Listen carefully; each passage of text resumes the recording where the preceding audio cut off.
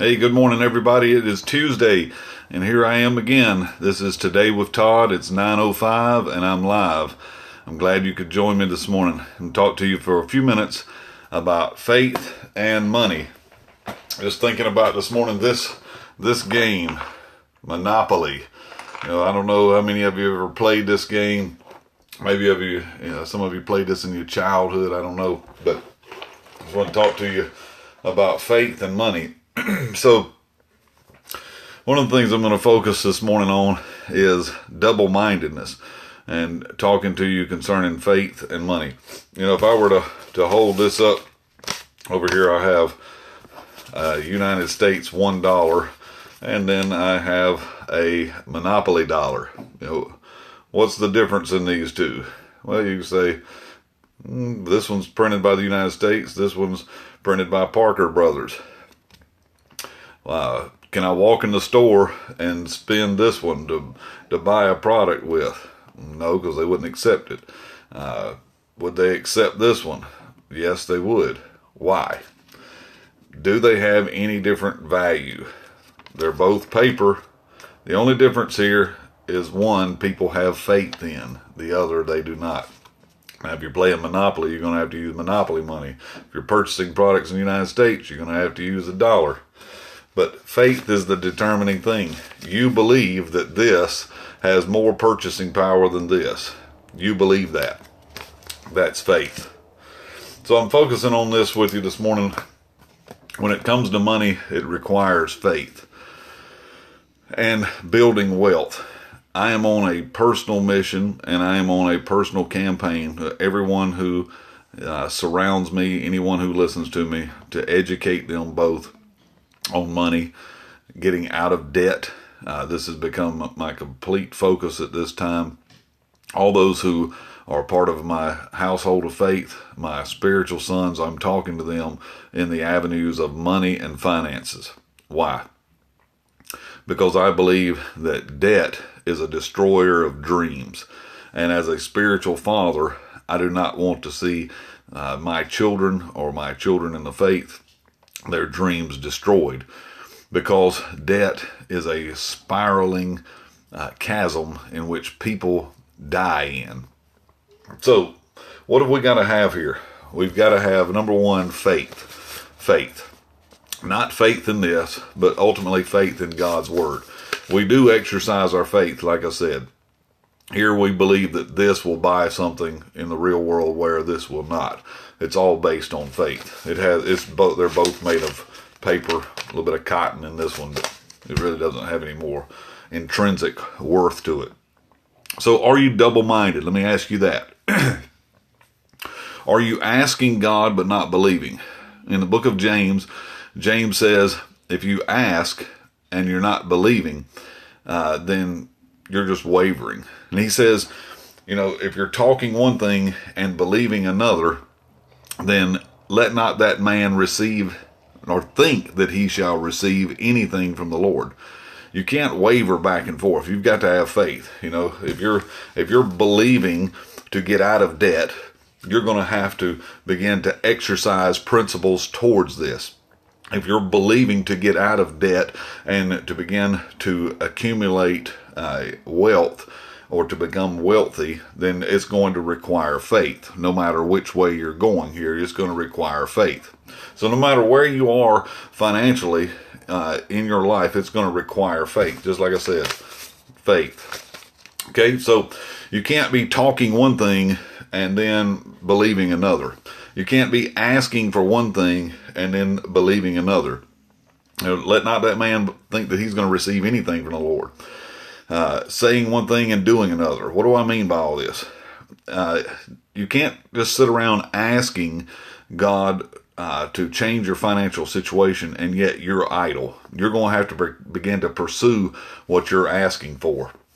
So I've been dealing with my household of faith out of 1 Samuel 22 that those that were distressed and in debt and discontented came to David while he was in the cave of Adullam.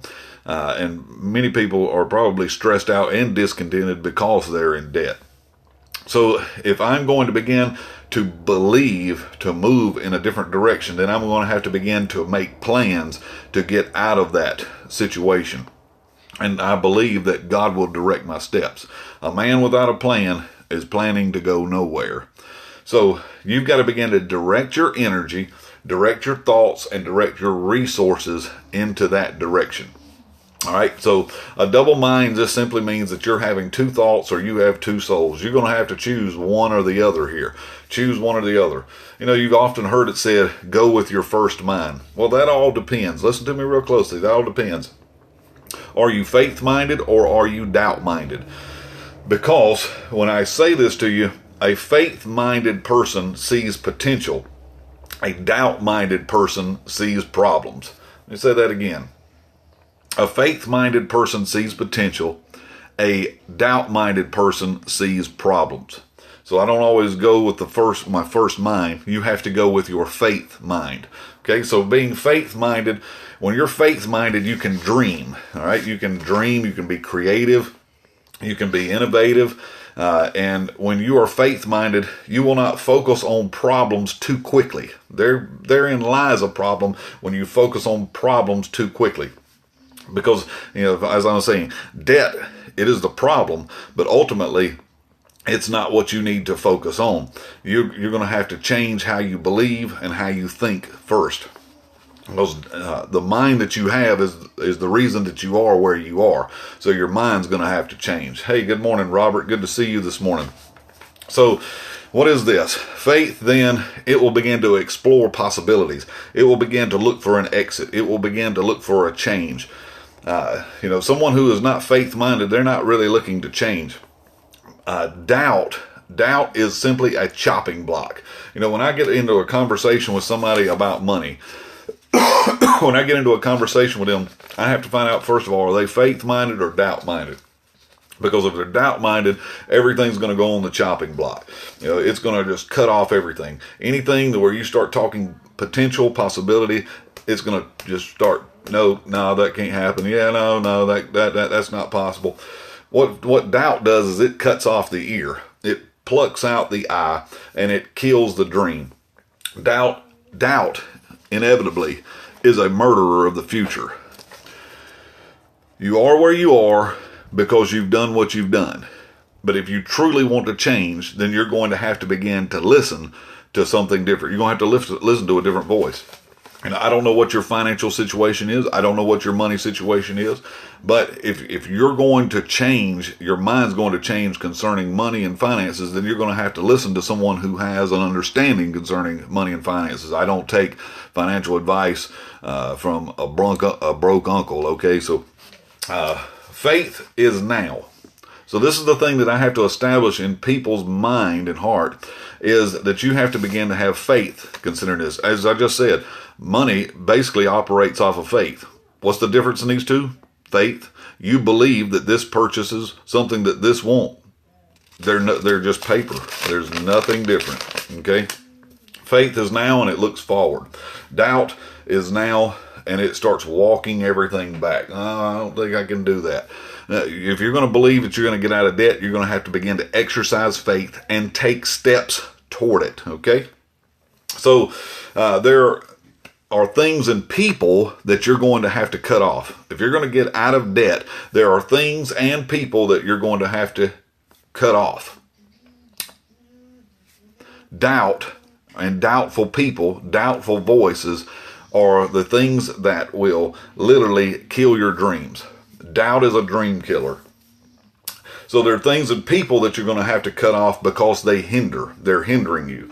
They will hinder your purpose, they will hinder your goals, they will hinder your dreams, and ultimately they will hinder your destiny. You've got to get double-minded people out of your life, out of your mind. You know, I'm not saying that you have to just cut people completely off, but some people you will have to, because here's how I operate. My life is an open door. You can come in, you can go out, but don't block the way. Don't block the way. Make a decision, in or out. Are you with me? Are you going with me? You know, are you going where I'm going? If not, then I've got to move on. So I just wanted to come in this morning, open this up with you, concerning faith and finances. Faith and finances. These things operate by faith. What you're believing is what you're receiving.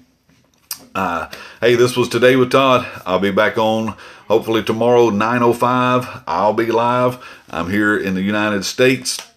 Check out my website. There's some resources there. We're going to be making some changes to our website soon, but it's wisdomforbeyond.com. I'll see you tomorrow morning at 9:05. Bye-bye.